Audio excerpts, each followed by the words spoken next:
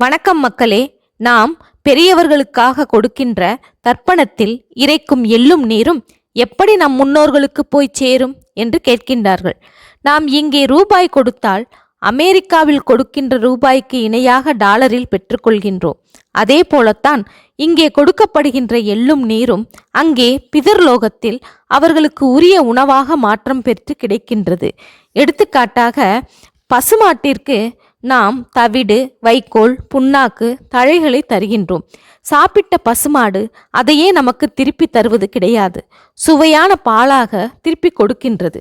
அதுபோல நாம் நமது முன்னோர்களுக்கு செய்கின்ற சிரார்த்தம், தர்ப்பணம் முதலியவை ஏதோ ஒரு விதத்தில் அவர்களை சென்றடைந்து அதனால் அந்த பயன் நமக்கு அவர்களின் ஆசியை பெற்று தருகின்றது. எனவே பித்திருக்கடமையை தவறாது செய்து நற்பலன்களை அடையுங்கள் என்று சொல்லிச் செல்கின்றனர் நமது பெரியோர்.